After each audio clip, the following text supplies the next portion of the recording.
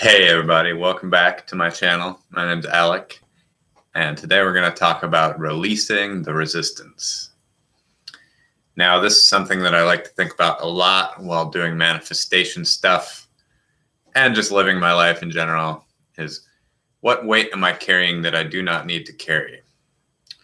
One thing I like to talk about, I can't remember where I got this joke from, but it's so many of us, most of us, all of us are carrying around this grief case. It's the emotional baggage, the unnecessary emotional baggage that we still allow to weigh us down when really we don't need to carry it anymore. And it has to do with not accepting it and processing it properly, or inaccurate perceptions of the past, or just rumination on the past. So I want to talk about methods for releasing the resistance and even observing ways in which we're holding resistance. A lot of times this stuff is unconscious. We're holding this weight we don't even know we have that's holding us back from going where we want to go. So this is module 4 of my book, The Love Attraction Manual. Here we go. So one of the most important aspects of the law of attraction is releasing heavy energy, releasing your resistance. As we let go of heavy energies from our past, we raise our vibration. We literally become lighter. Manifestation gets easier and easier as we integrate, heal, and release. So how do we do it? My wife Emily likes to say, you are your own best healer. The human mind, body, and spirit have tremendous power to heal themselves. While many people can and will offer you advice about your health and relationships, in the end, it's up to you to decide what works best for you. You are your own best healer. Keep this in mind while reading the following information, and always double check with yourself before diving into some new method. Self-care is sexy. As humans, we have the capability to instantly know a lot about a person by how they are presenting. When seeking a partner, we instinctively know that if a person takes care of themselves, they will be more likely to be able to care for another. With this in mind, we can actually work to be more attractive by simply doing the right things in our lives. Looking after your physical, mental, and spiritual health is very attractive. Dressing in clean, well-fitting clothes that project your personal style is attractive. Taking care of your finances and building your wealth is attractive.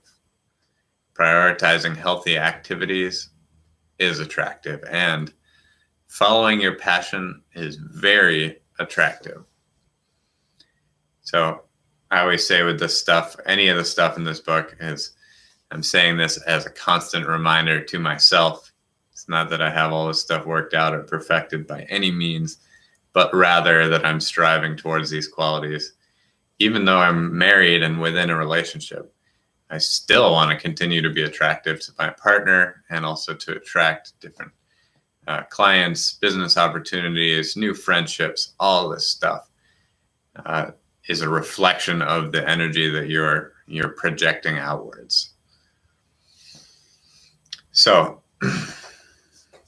especially if you're a male seeking a relationship or in a relationship, women, generally speaking, are so tired of trying to date men who don't know what they want and don't know where they're going. Doesn't mean that you have to have it all figured out, but to show that you are making an effort. You are a person that's going places. You and your partner are embarking on an exciting adventure together. Definitely not just getting by. So that's a choice that you can make today and every day.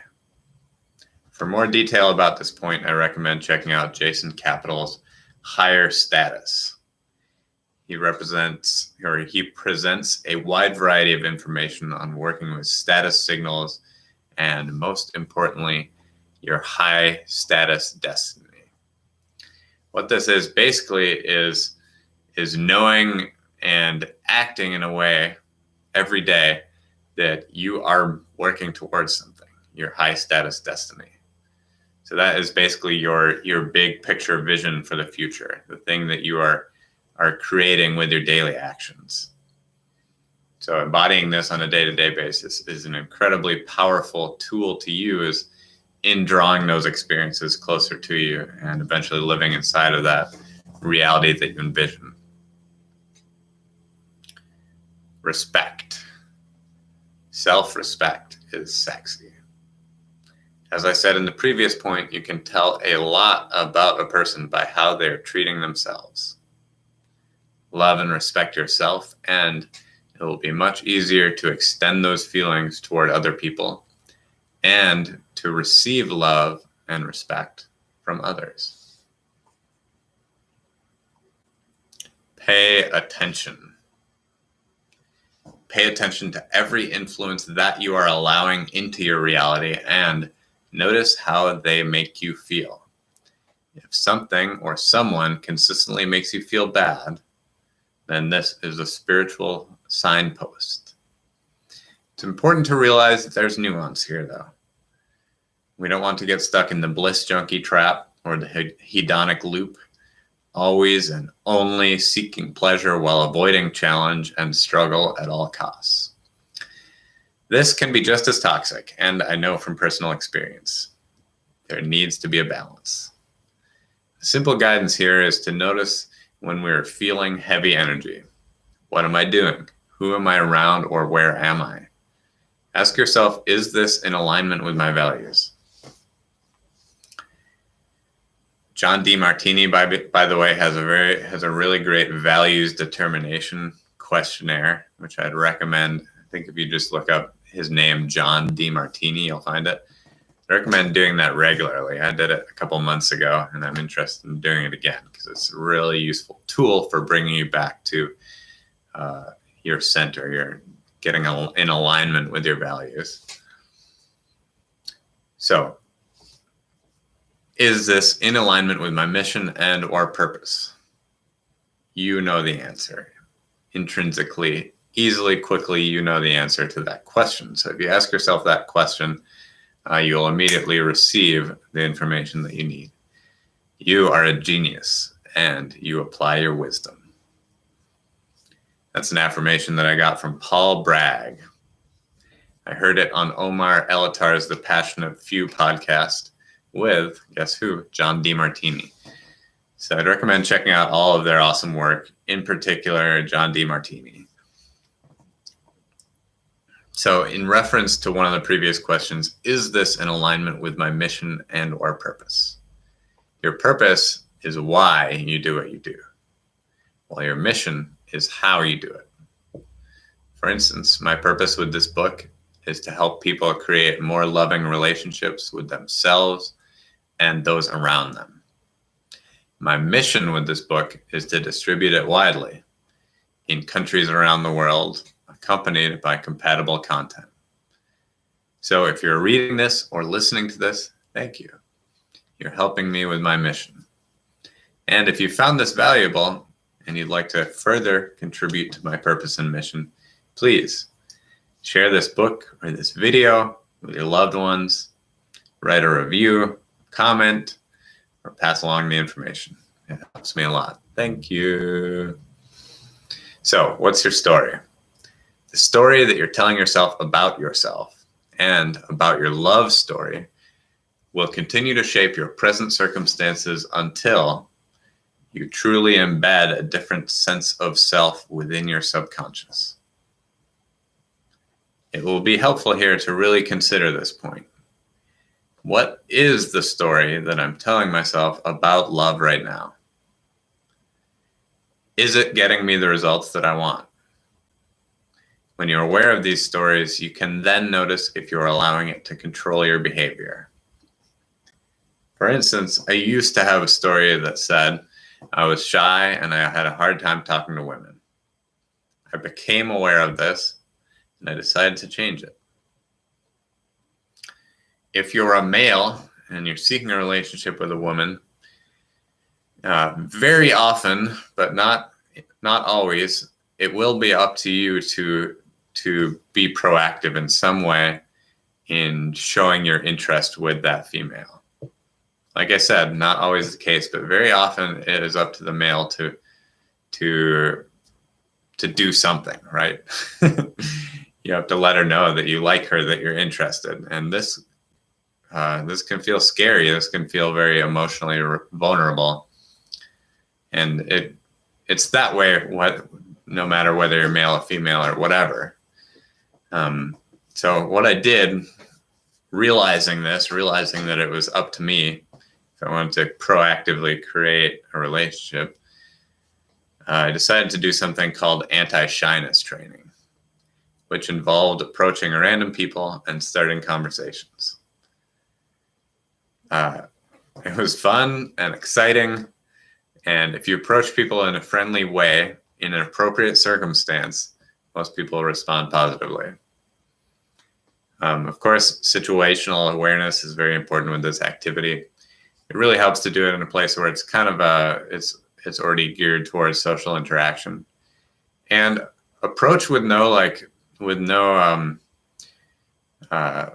outcomes in mind, except to connect with somebody, to talk with somebody. People can immediately feel if you're trying to get something out of the interaction. And I think this is where, especially the idea of people trying to approach other people in bars because they're attracted to them and they want to go out on a date with them or whatever, this energy can immediately be present and be repellent. So instead, simply opening yourself up to a connection with another human being is a really powerful way to foster those connections and also to take the pressure off yourself and the other person. So watch your consumption. This technique of raising your vibration is often more about letting go than adding on. Everything that you consume in your daily life affects your vibration. Food. Our diet is one of the quickest ways to change how we feel. This is a complex and deeply personal set of decisions, but here are some quick guidelines that have been helpful for me. Eat the rainbow with organic vegetables. Pay attention to the source of your food. How was it raised or grown? When we consume something, we actually take on the energy of that thing. Food can be poison, or it can heal and nourish our bodies. Especially the point here about organic food is really important, because here in America and many places in the world, we're literally poisoning our water, our food, and our air with glyphosate, which is Roundup or other chemicals that we spray on our mass-produced food. We do not want to be intaking these chemicals. They're incredibly harmful, doing a tremendous amount of damage to the health of the nation. It's absolutely criminal that we're still allowing these companies to poison the food and the air and the water supply with this bullshit. But we are. So from the personal individual perspective, what you can do is choose to find food and water that has not been poisoned by this stuff, and even choose to live in an area where there's where it is illegal or not used as widely. So yeah, food can be poison, or it can heal and nourish our bodies. You can tell which one is happening by the way that you feel. Eat meals that make you feel energetic and vital, not heavy and lazy. Avoid processed foods as much as possible, especially refined sugar and carbohydrates. Minimize alcohol intake. Selectively supplement. Avoid abusing drugs, prescription or otherwise. Stick to psychedelics.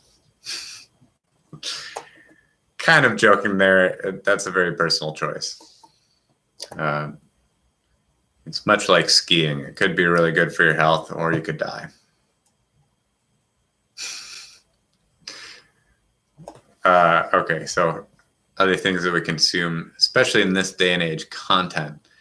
We're programming ourselves with the content that we consume.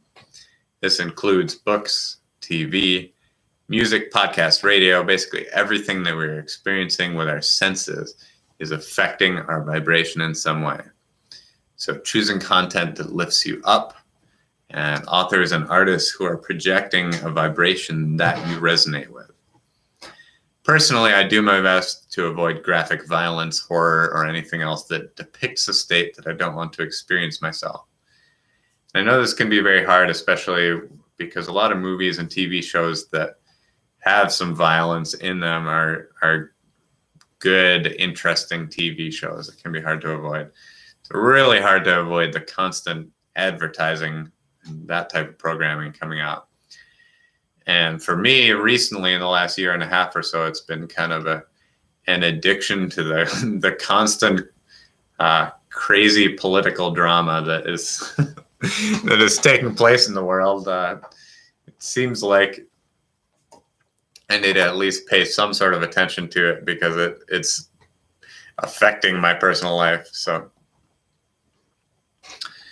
finding balance with that is a very important and easy way to improve your vibration, not taking in things that are bringing you down, but rather things that lift you up.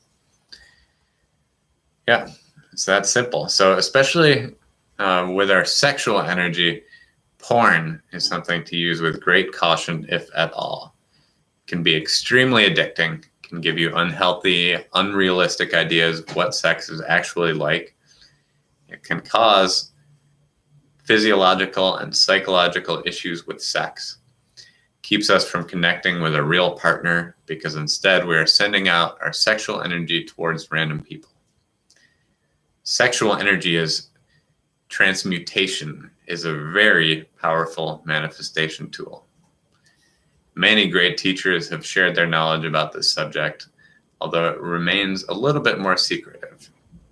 Even Napoleon Hill speaks about it in Think and Grow Rich, which is one of the early personal development classics, and a great book for studying manifestation principles.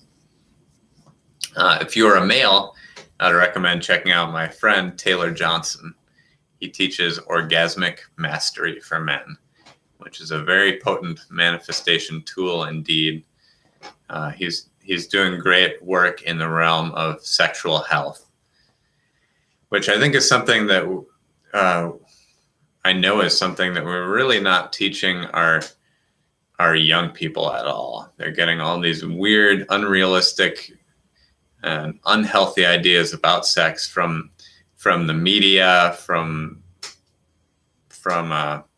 pop culture and everything like that, and not really getting much practical education in regards to it. So I think a lot of young people end up kind of discovering it on their own in kind of like a weird, almost shamed kind of way. It's like we're told that this is a taboo that we should avoid, and at the same time we're constantly seeing these hypersexualized images, and it's just like it's a really confusing landscape to navigate for a lot of kids, a lot of teenagers and people in their early 20s and even 30s and beyond are having these sexual experiences while under the influence of drugs and alcohol, and not in a very like safe, conscious environment.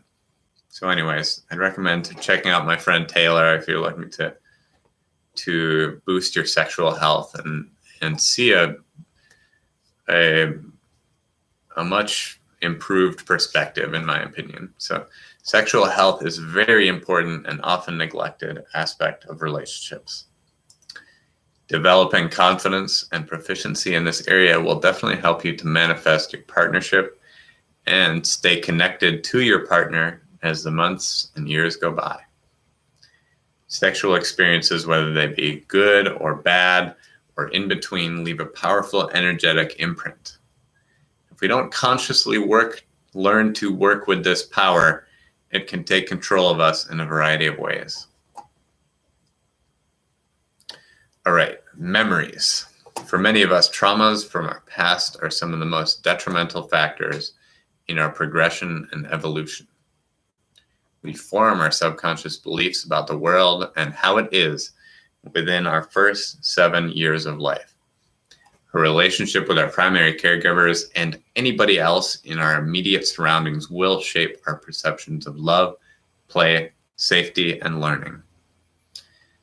Basically, in the absence of other powerful influences, the way that our parents loved us is the way that we think that love is. If we don't actively work to shift this vibration, it will continue for the rest of our lives. Similarly, our early sexual experiences shape our subconscious beliefs about this incredibly important area. I recommend meditation and hypnosis techniques to shift these old imprints. It can be useful to have guidance here, and there are many different teachers who do this kind of work. We can also help to shift them with love and acceptance. I love and accept myself. I love and forgive myself, even though ... Insert the thing that's bothering you here. This is where EFT tapping, emotional freedom technique, is a great modality for doing this work. This requires introspection and self-awareness, which are marvelous faculties to develop in general. We have the power to heal the wounds and to create new patterns. We are sovereign human beings, and we are shaping our own futures. Okay, forgiveness. One of the heaviest types of energy that we can hold is resentment. Holding resentment towards another person is like trying to kill an enemy by taking the poison yourself. You are only doing harm to yourself. When you hold a grudge, you are allowing that person or event from the past to control your present time happiness and your future outcomes. We are hereby taking back this power. The past is in the past. We cannot change it. However, we can change our perception of the past. We can change the meaning that we give to it.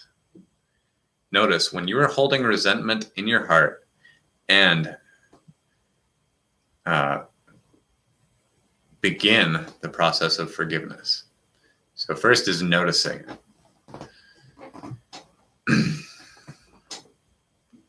Instead of resenting somebody's actions, think about why they might have done what they did. Think about why they might have done what they did.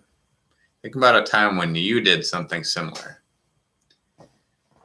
This is something that can be hard to do, but I've noticed that almost every time somebody does something that bothers me, I can think about some time in my life when I did something somewhat similar to what they did.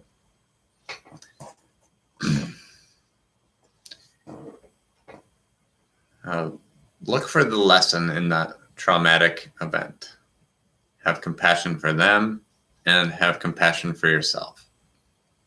Everything that we experience is an education, a piece of important knowledge for our continuing evolution.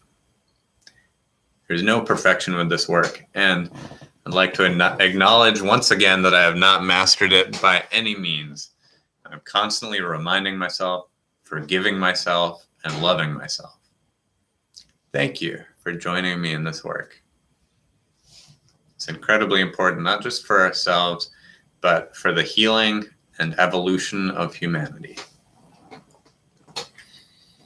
Victim or victor?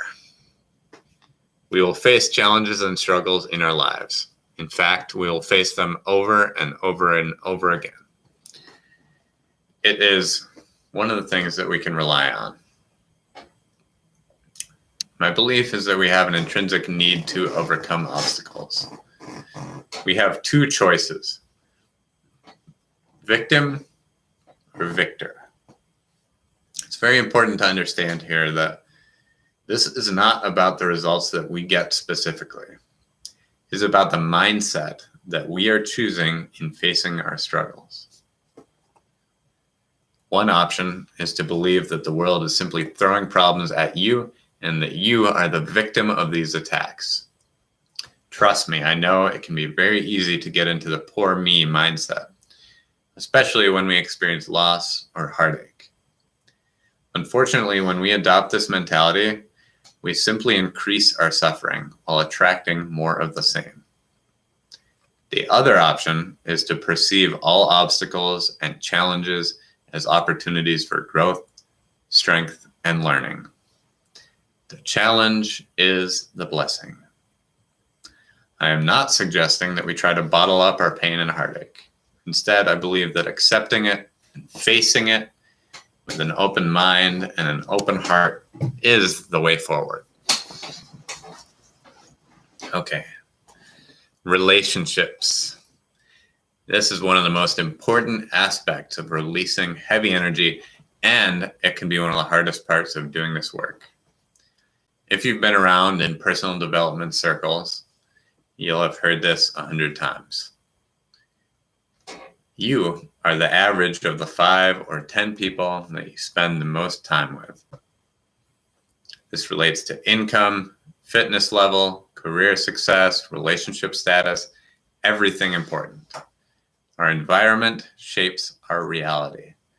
The best way to take control of this is to continuously choose better environments. We tend to match the vibrations of the people who we spend time with. Therefore, choosing our friends and choosing our partner is so incredibly important. They are shaping our lives, and we are shaping theirs. Make an effort to be around people who are uplifting, positive, and healthy. Be around people who are moving forward and expanding and who encourage you to do the same. Notice if one of your friends or family members consistently brings you down or makes you feel bad. If they do, then spend less time with them. You don't need to be cruel or cut them out of your life completely, but create some separation. You could even let them know how you feel and what you're doing. But this can be a very tricky subject to discuss, so proceed with care and compassion. However, it is necessary to completely eliminate toxic energy to the best of your ability. One toxic person can completely derail your progress. The important thing is that you are spending your precious time around people who are helping you to move forwards in your evolution, not keeping you stuck in the same old patterns. One of the most effective ways to do this is to actually move. This is why people who leave their hometowns can often become a completely different person. They gave themselves the opportunity to reset the energy and to choose surroundings that are in alignment with their soul's purpose. But I'm not suggesting this as a solution for everybody. If you like it where you are, or you can't leave for any reason, you can still reset the energy in that place. It requires a real vigilance, as old patterns will continuously try to bring you in. So get clear about how you want to live your life, and only surround yourself with people who support you in that progression. We don't have time for any of that negative bullshit. Okay, so seeking redemption by holding on. Many people get stuck in the loop of trying to fix a broken relationship endlessly, even when the other party is not willing to do the work. It's the mindset that says, since I've been in it for this long, I don't want to give up. I don't want all that time and effort to be lost. This is called the sunk cost fallacy. A sunk cost is an expense that is already gone. It cannot be recovered. The only place where we have agency is in the present moment.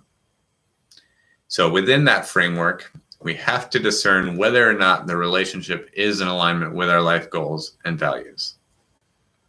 Sometimes the most loving thing that you can do for somebody is to let them go. I've been on both sides of this equation multiple times, and it invariably hurts a lot. These love relationships can be incredibly complex. They are incredibly complex. The only person who truly has the right answer is you. As with everything, proceed with love and compassion, seeking the highest good for all involved. All right, So finally, our living and working space. Our homes and our workspaces are the places where we spend the majority of our time. Keep your house clean and fill it with objects that bring you joy, and discard the ones that clutter and clog it up. Clutter and old possessions are a physical manifestation of stuck energy, and letting them go will help us to feel lighter and raise our vibration. This is another one that I'm continually working on. As I'm looking around, I'm seeing my, you guys can't see it because of my magic divider screen, but seeing my art space, my studio space, and knowing that I need to tidy it up and reset the energy. Especially with the art, I find I'm oftentimes in this creative chaos mode. So I have to step back, reset, clean everything up, and then I can create once again from a place of clarity. So let's see. This can also have to do with letting go of possessions that you do not use often or that do not bring you joy. Just get them out of your space. You don't need them. Maybe somebody else does. So we can choose to design our surroundings in a way that encourages the life that we want to live. I am an artist, so I have set up my space to be able to make art with minimal resistance. Another thing to watch out for is a toxic work environment or toxic coworkers. I know that this can seem very difficult to change or avoid, but we are going to discuss some tactics that we can use. Personally, I've made it a priority in my lifetime to do work that I enjoy and work that is meaningful. Since I have that standard, I never get stuck in jobs that I hate for very long. I simply won't tolerate that shit. I also acknowledge that sometimes we seem to have no choice. If you're in a job that you don't like right now, here are the action steps that I recommend. Step 1, commit to yourself that you will upgrade your work environment. Step 2, do the absolute best that you can within your current environment. Do great work with a positive attitude. It's a constant reminder to myself as well. Being self-employed, it can be really easy to fall off the rails and not be efficient, not do good work. So expand yourself and your quality of work to the point that a shitty job cannot even hold you anymore. Get clear about the type of work that you would rather be doing, and your new position will appear in divine order with divine timing. This may take some time, but there are so many possibilities for making money these days. You do not need to waste away in a miserable job, especially working for somebody, for some entity whose mission you are not in alignment with. This is a clear way to get your heart and your brain out of coherence with one another. So the action step for this chapter is to write out your old love story on the following page. Include everything that is not serving you anymore. And you can do this with your money story as well. A lot of people have this really negative story about money that tends to keep them repeating the same patterns over and over again. So now, here's the fun part. Tear this page out of the book, go to a safe place, and light it on fire. Say out loud, I hereby release this old story. It holds no power over me anymore. I am writing a new and better story. Action step number 2 is choose influences to release and start doing it. It will be helpful to write these down and to check them off the list. This is the process. So just step by step, bit by bit, starting to release the heavy energies that are holding us, keeping us stuck, and then allowing ourselves to be lighter, to be more free, and to be able to create from a place that is truly in alignment with our heart and our mind at the same time.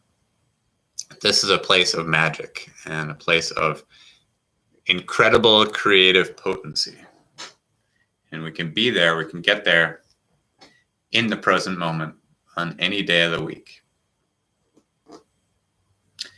So that's it for today. Thank you for watching this video. I really appreciate you being here. If you like it, give it a like, a comment, and or subscribe to my channel. It helps me to reach you and it helps me to reach more people. As always, I have my visual artworks on my website, narwhal.com, which is GNARWHAL, narwhal, and on my Instagram at AlecFallHamilton_art. That's where I'm putting a lot of my new stuff, the in-progress works, and currently the never-ending wave paintings, which I'm having a really fun time doing.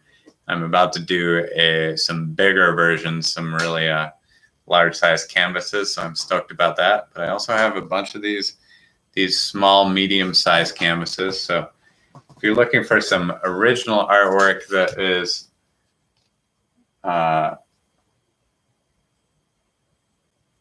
something like this, and that is in the $100 to $500, $600 range, I have a bunch of these smaller canvases that are available now. So send me a message if you want one of those. And thanks for being here, everybody. Peace.